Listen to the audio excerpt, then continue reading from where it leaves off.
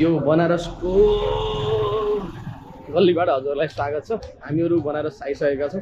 के रमाइलो के नयाँ हुँदैछ म हजुरलाई सम्पूर्ण जानकारी दिन्छु। विश्वनाथ मन्दिरको दर्शन, कालभैरव मन्दिरको दर्शन सबै म देखाउनेछु।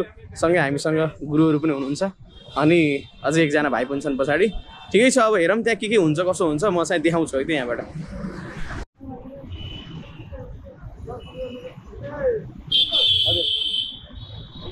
हजुर भन्नु म खान्छु आलु पालक।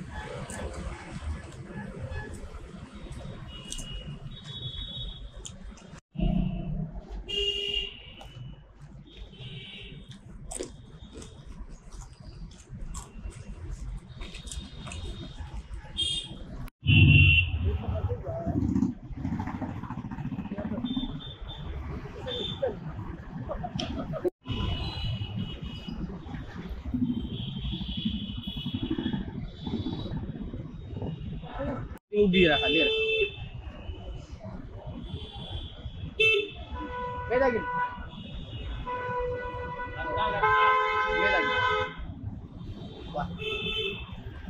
यहाँ माथि हामी चाहिँ यहाँ कुबेर कम्प्लेक्स भन्ने हो। यो चाहिँ यहाँभित्र मोबाइलका धेरै कुराहरू पाइन्छ, सँगै अब हरेक कुराहरू यहाँ मिल्छ। म चाहिँ एउटा मेरो मोबाइल बिग्रेको बनाउन आएको तर बनेन।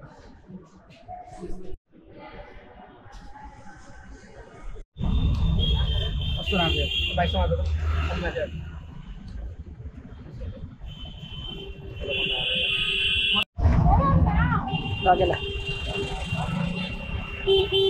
लगुरु बनारस कस्तो लागिरहेछ?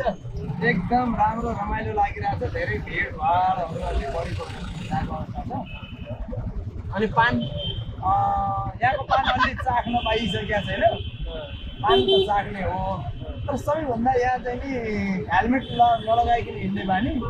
अनि त्यसपछि अर्कालाई चाहिँ नि के भन्छ अरे व्यवस्था गरेर हिँड्ने बानी चाहिँ नि ठिक लागेन है यहाँको। हो हजुरले कसले व्यवस्था गरेर अहिले हामीहरू रमाइलोमा छौँ। बनारसको यो बाटोमा कताखाली रथयात्राबाट अनि मैदागिरी हिँड्दैछौँ कालभैरवको ढोकामा। ठिकै छ, अब नेपाली भइसक्यो अलिअलि सहनुपर्छ। हामीलाई त्यहाँ रमाइलो हुन्थ्यो, यहाँ चाहिँ अलिकति मलाई साँच्चै रमाइलो लाग्दैन त्यो भाइ। इन्डिया रमाइलो साँच्चै लाग्दैन कि तपाईँलाई? भिडभाड यो हल्ला हो, त्यो भिडभाडले गर्दाखेरि त्यो के भन्छ राति पनि सुत्दाखेरि पनि क्या टाइम बजे जस्तो चाहिँ फिल भइरहेको छ कानमा। हेर्नु न अनावश्यक कहिले ऊ बजाइरहेको। फेरि अर्को कुरा के पनि छ भन्दाखेरि त्यो मान्छेहरूले अगाडि खाली छ भने पनि उसले साइड गर्दैन क्या। उसले बजाउँदै पनि ऊ दौडै हुन्छ आफ्नै लाइनमा हिँडिरहेको। यस्तो हो कि अति भयो नि त। अब सबैले गरेर यही छ भन्ने भयो।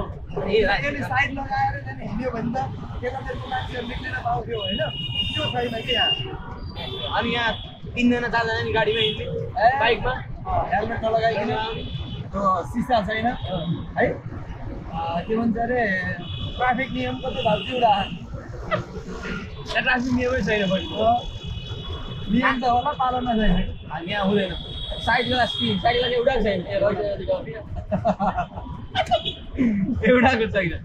यस धेरै सतर्कता अप्नाउनु पर्छ। बनारस आउँदै हुनुहुन्छ भने अब अलिक खतरै भएर क्या यहाँ चाहिँ मोबाइलहरू पनि बचाउनु पऱ्यो। पैसा यताउतिहरू सबै ट्याक्क झोलामा हालेर हिँड्नु पऱ्यो। बाहिर फ्याँक्ने पऱ्यो। हिँड्यो भने नेपाल जस्तै हिँड्यो भने त दिनो डोबी गराइन्छ है। रामायण मनमा आउँछ। ल यस्तै हो बनारसमा। अब फेरि हामीहरू कालभैरव गइसकेपछि के हुन्छ त्यहाँ देखाउँछौँ है।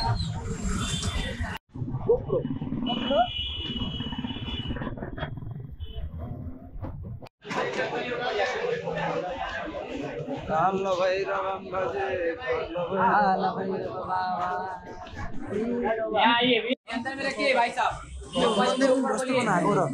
जय काल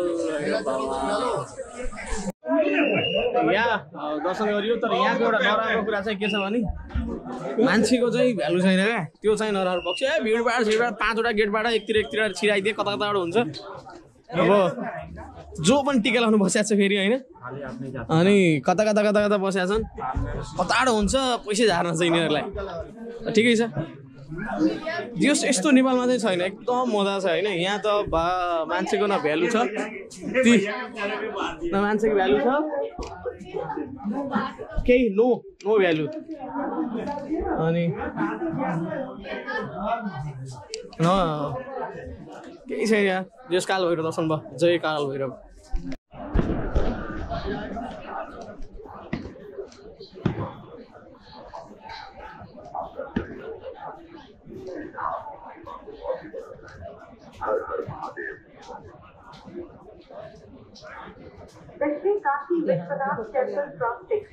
इधर आने मिले